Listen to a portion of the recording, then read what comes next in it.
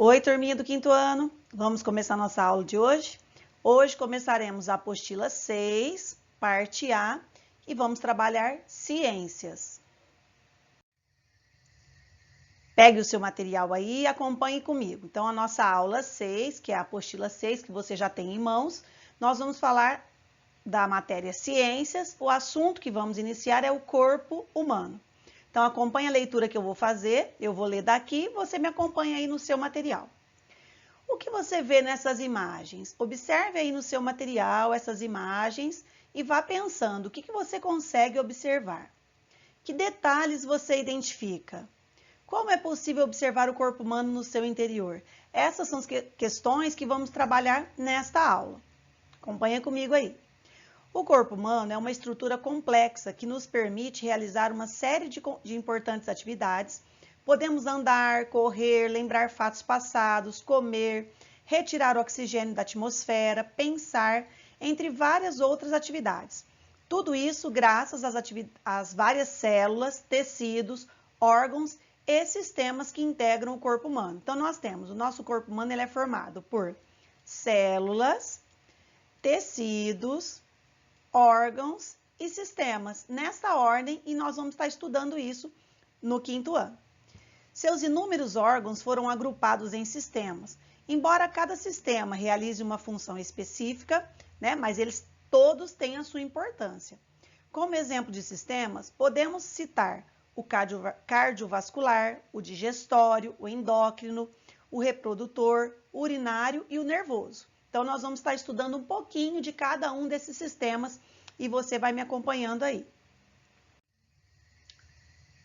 Veja a seguir alguns dos principais sistemas do corpo humano. Então, eu vou ler com vocês e vocês vão me acompanhando aí no seu material.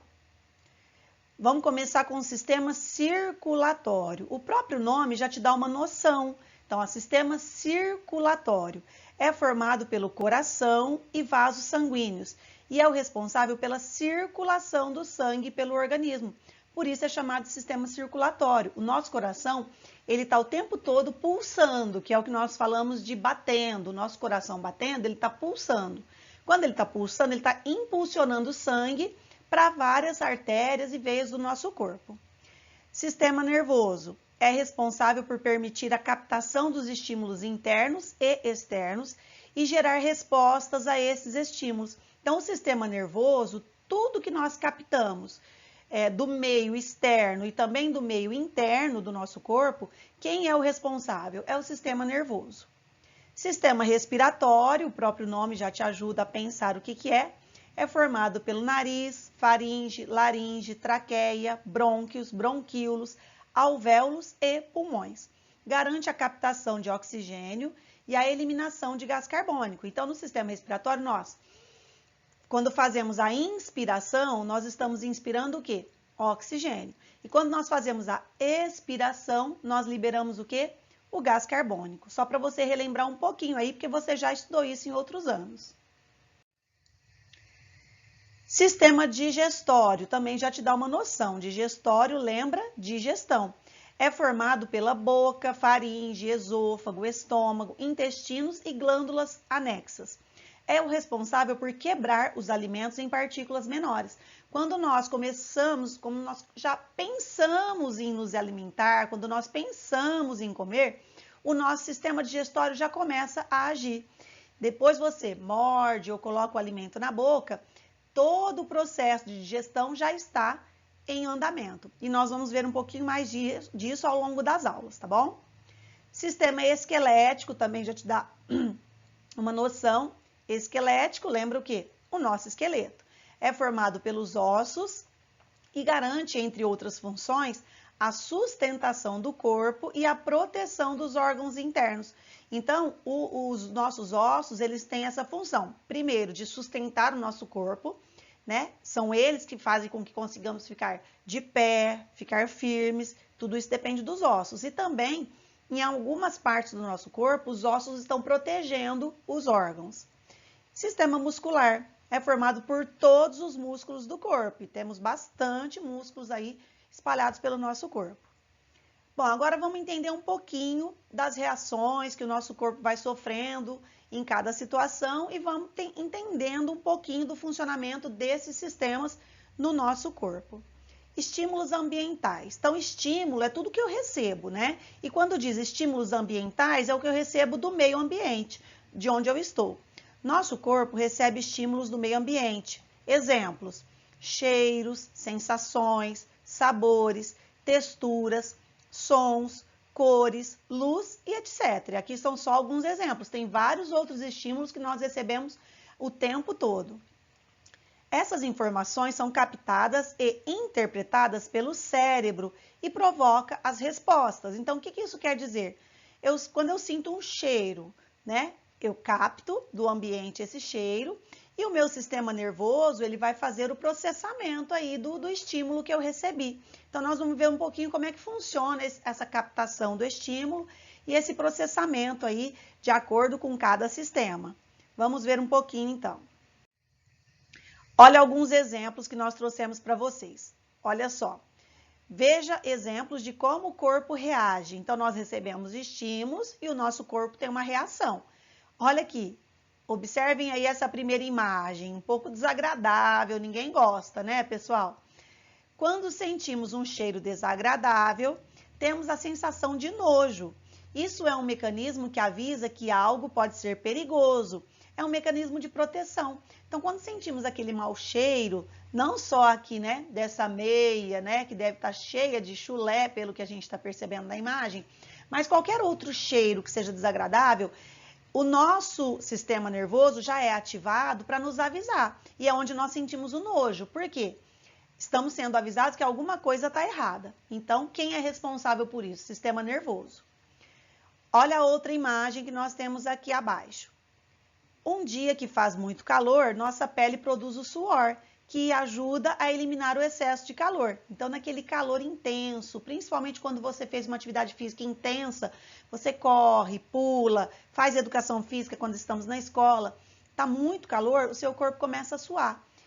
Por que que o nosso corpo começa a suar? Também é um mecanismo de defesa, de proteção do nosso corpo. Esse suor vai fazer o quê? Vai refrescar um pouco a nossa pele. Então, percebam como cada estímulo tem uma reação e tem uma função no nosso organismo, no nosso corpo. A terceira imagem, olha o que essas crianças estão fazendo. Atividades que exigem força muscular, coordenação motora, concentração e equilíbrio fazem nosso corpo trabalhar. Então, nós precisamos ter o quê? Equilíbrio, coordenação motora, concentração durante essa atividade. Então, tudo isso, os sistemas do nosso corpo fazem com que a gente consiga fazer todas essas atividades, sentir todos esses estímulos. Sempre dependemos do quê? Dos sistemas do nosso corpo, dependendo de cada situação. Primeira atividade que vamos fazer. Então, nós temos aqui a número 1. Nas situações abaixo, descreva os nomes de 2 sistemas, vou destacar. Então, pediu 2 sistemas envolvidos e além de citar o nome dos 2 sistemas envolvidos, nós vamos colocar como cada um deles reagiu. Lembra que eu acabei de explicar? Nós sentimos o estímulo, recebemos o estímulo do ambiente, alguns dos sistemas do nosso corpo começam a reagir. Então, vamos ver aqui. Qual foi o estímulo? Na letra A. O estímulo foi: você sente um cheiro de bolo de chocolate no ar. Então, olha só, é um cheiro bem diferente daquele que nós vimos na imagem anterior, que era um cheiro ruim. Agora, nós sentimos um cheiro de bolo de chocolate no ar. Qual foi a reação? O seu estômago faz um barulho e a sua boca enche de saliva. Então, isso tem uma explicação. Então, primeiro, vamos lá. Vamos citar primeiro qual é o primeiro sistema que você acha que foi ativado aí com esse estímulo. Vamos ver? Sistema nervoso. Então, sentimos o cheiro, o sistema nervoso já mandou um aviso. E como que reagiu? O sistema nervoso captou os estímulos externos e gerou as respostas, certo? Quais foram as respostas? A gente ficar com vontade de comer aquele bolo. Essa foi a resposta, né? Quando é um cheiro bom, a gente gosta. Próximo. O sistema digestório, porque como você sentiu vontade de comer aquele bolo, então o sistema digestório também já foi ativado. E o que aconteceu depois? Encheu a boca de saliva e o estômago fez barulho, principalmente quando a gente está com muita fome e você sente um cheiro gostoso de algo que você gosta de comer, nós temos essa reação, né? A salivação na nossa boca já faz parte do quê? Da digestão que vai acontecer do alimento. O nosso sistema digestório já se prepara para receber aquele alimento. Então, olha só, da mesma maneira que eu fiz com vocês a letra A, vocês vão fazer a letra B e a letra C. Leia qual foi o estímulo e escreva 2 sistemas envolvidos e o que acontece quando esse sistema foi ativado. Ler. Nosso corpo precisa ter alguns cuidados. Dependendo da situação, a gente precisa fazer alguns exames. Lembra que nós falamos lá como é possível a gente ver certas coisas no nosso corpo? Então, nós vamos ver algumas situações onde o médico consegue ver o nosso corpo por dentro para descobrir o que está errado, o que precisa ser tratado. Então, nós temos aqui uma perguntinha: o que é um raio-x? Tenho certeza que você já deve ter ouvido falar, pelo menos, e de repente até já fez um exame como esse. Então, acompanhe a leitura aí que eu vou fazer. Uma radiografia, vulgarmente designada de raio-x ou RX, consiste num exame de diagnóstico por imagem que utiliza radiação X. Trata-se de um exame de execução rápida e indolor, ou seja, não provoca dor.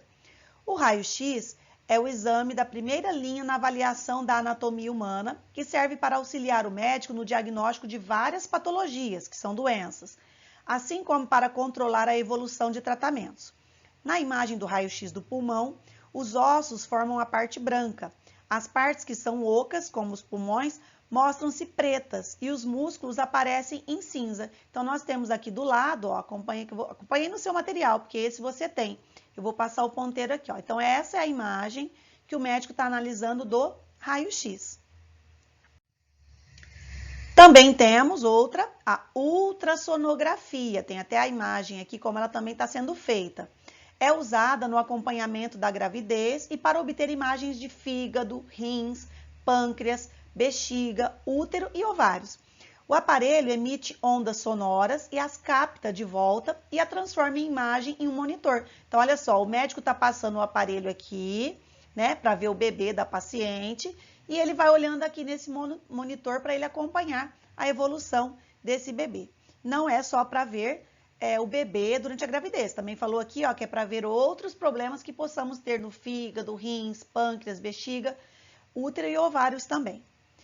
Temos também a ressonância magnética. Olha aqui a imagem, um aparelho grande. É muito usada para análise de músculos e tendões da coluna vertebral e do cérebro. A ressonância magnética pode ser feita em diversas ocasiões, sendo utilizada para diagnosticar uma série de problemas, desde doenças neurológicas até as ortopédicas.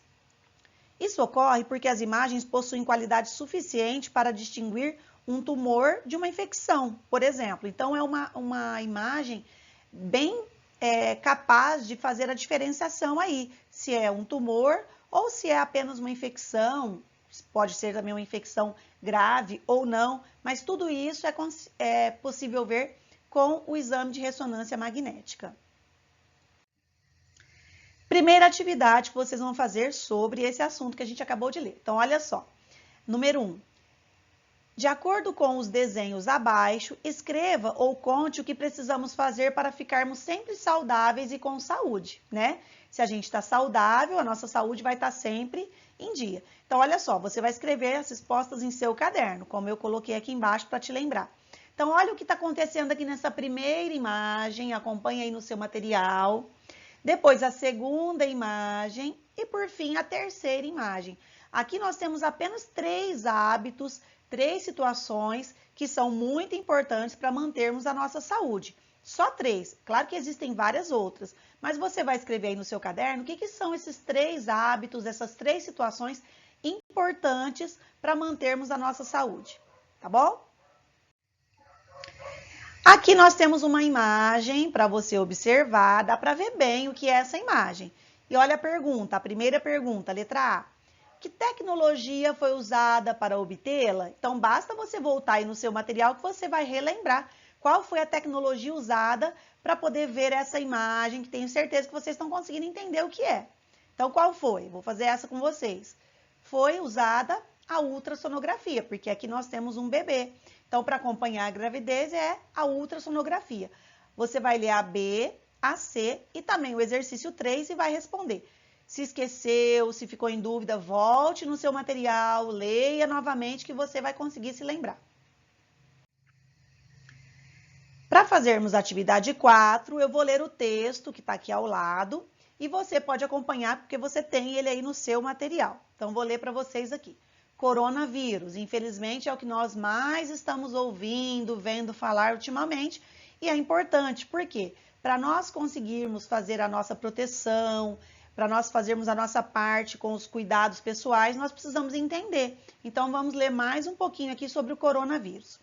Coronavírus é um vírus que são pequenos seres formados por uma cápsula de proteína que pode infectar seres humanos e animais.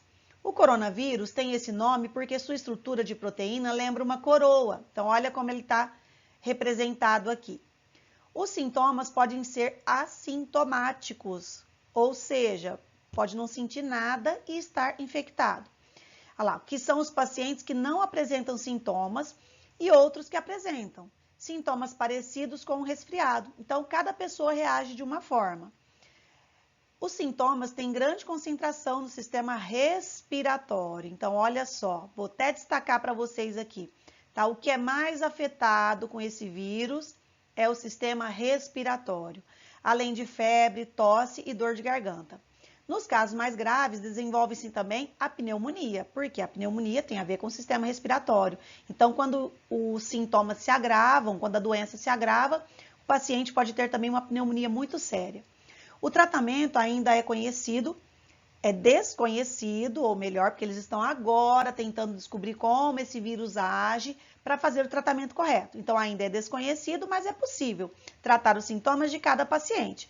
Esse vírus passa de pessoa para pessoa, nós já sabemos disso. Por isso que estamos tendo aulas remotas, à distância, porque não podemos ficar aglomerados. Quando o infectado tosse ou espirra. Então, por que usamos máscara? Para quando tossirmos e espirrarmos, não passar para ninguém, né? Ninguém sabe se está contaminado, como foi lido lá em cima. Às vezes a pessoa foi contaminada e ela é assintomática, e aí ela acaba transmitindo para outra pessoa sem saber. As gotículas são carregadas pelo ar e podem entrar em contato com outro ser humano. Como eu disse, por isso a importância da máscara. Para se prevenir, é muito importante que, nós já sabemos, né? Mas nós vamos ler mais uma vez. Lave sempre a mão até a altura dos punhos com água e sabão ou limpe com álcool em gel.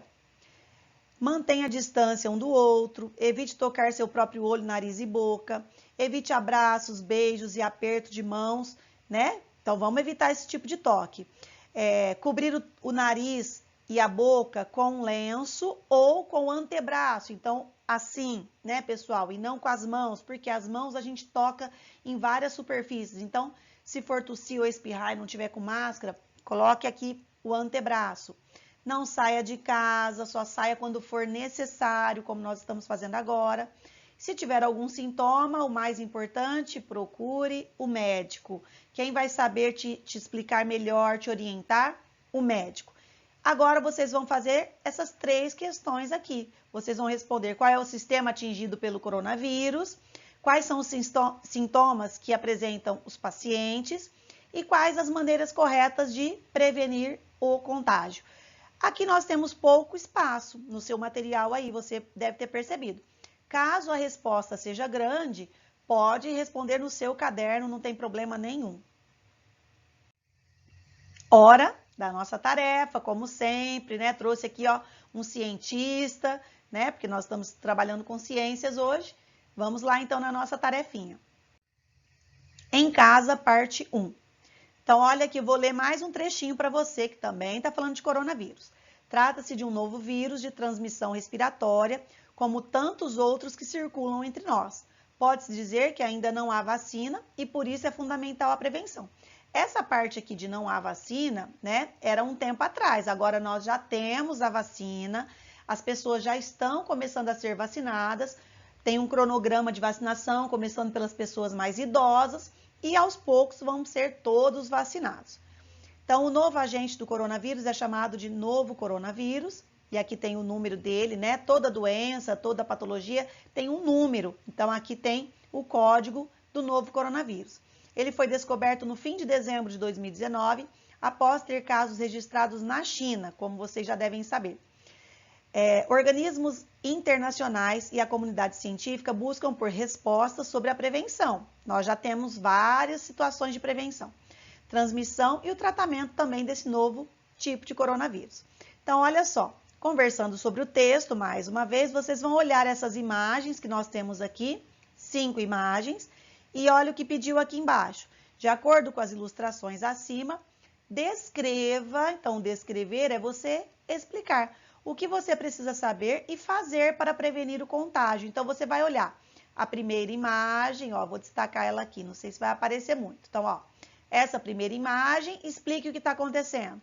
A segunda imagem, a terceira imagem, a quarta e a última imagem. Explique cada uma delas aí no seu caderno. Pode começar aqui no seu material, mas se o espaço for insuficiente, termine no caderno. Não tem problema usar o caderno. Número 2. Essas são algumas formas de nos protegermos. Vamos ver se você está ligado? Marque as afirmativas corretas. Então, tá vendo aqui do lado? Nós vamos ler cada uma das afirmativas e nós vamos assinalar. Se estiver correto, nós vamos marcar o joinha, né? Que é o que hoje chamamos de like. Se estiver incorreto, nós vamos marcar o quê? O dislike, né? Que não é correto, que não é legal. Então, olha a primeira situação. Ficar em ambientes com muitas pessoas juntas. Olha, vou até destacar essa informação. Então, vocês acham que é correto ou é errado? É claro que é errado, então vamos assinalar aí que é errado. Faça a mesma coisa com as outras. Vamos recordar, porque nessa tarefinha que nós vamos fazer agora, você vai precisar lembrar disso. A classificação das palavras pelo número de sílabas. Quando separamos as sílabas, nós temos palavras com uma única sílaba, com 2 sílabas, com 3 sílabas ou com mais de 3 sílabas, que é 4, 5, 6, dependendo da palavra. Então, palavras que têm uma sílaba são monossílabas, que têm 2 sílabas, dissílabas, 3 sílabas, trissílabas e mais de 3 sílabas, quando é 4, 5, 6, é chamado de polissílabas. Então, nós trouxemos alguns exemplos de monossílabas, por exemplo, mãe. Outros exemplos de dissílabas, por exemplo, pato. De trissílabas, comida. E de polissílabas, auto, carro. Então, só para dar uma refrescada na sua memória, então agora vem a atividade sobre isso. Vai estar ligado com ciências e também com língua portuguesa. Tem um textinho aqui falando da pandemia, você vai ler porque é um textinho bem curto. E tem algumas palavras destacadas. Olha, eu vou grifar aqui também. Ela já está sublinhada aí no seu material, mas eu estou grifando aqui para vocês. Vocês vão pegar cada uma dessas palavras, depois que você leu o texto, e você vai escrevê-la aqui nas linhas abaixo, a palavra, e vai fazer o quê? A separação das suas sílabas e classificar quanto ao número, ou seja, se tiver uma sílaba, é monossílaba, se tiver 2, dissílaba, 3, trissílabas, ou 4 mais 5, é polissílaba. Vamos fazer a primeira? A primeira que apareceu lá é doença. Vamos separar a sílaba de doença? Lembre-se de algumas regrinhas também da separação. Então, como é que eu falo doença? Do-en-sa. É assim que eu vou separar, ó. Do-en-sa. Eu só posso separar da maneira que eu dou o impulso de voz. 3 sílabas, então essa palavra é trissílaba. Agora você vai fazer a mesma coisa com as outras palavras destacadas aí no seu material. Desafio, é um desafio bem tranquilo, viu, pessoal? Olha aqui, aqui nós temos a palavra coronavírus, olha, ele está aqui na vertical, estou tentando destacar aqui para vocês. O que você vai fazer? Forme 3 palavras com a letra inicial e produza um breve texto, tem umas linhas aqui embaixo, utilizando algumas dessas palavras, não precisa usar todas. Por exemplo, a primeira letra que nós temos aqui é o C, então nós vamos escrever 3 palavras com a letra C, eu trouxe só uma para você. Coração, você vai escrever mais 2 aqui na frente com a letra C. A outra letra é a letra O. Um exemplo, olhos. E aí você escreva mais duas com a letra O. E assim por diante. Uma dica: como nós estamos falando do coronavírus, procure usar palavras que tenham uma relação com isso que nós estudamos hoje, sobre essa doença que é o coronavírus. Porque depois você vai pegar algumas dessas palavras que você escreveu aqui e vai formar um pequeno texto falando desse assunto que nós acabamos de estudar. Certo, pessoal? Chegamos então ao fim da nossa aula, uma aula um pouquinho extensa, porque é um assunto bem extenso, um assunto muito importante, falando do nosso corpo, falando dessa doença, para você cada vez mais saber se cuidar. Certo, pessoal? Então faça aí as atividades, faça as tarefas, tirem dúvidas com seus professores e até a próxima aula.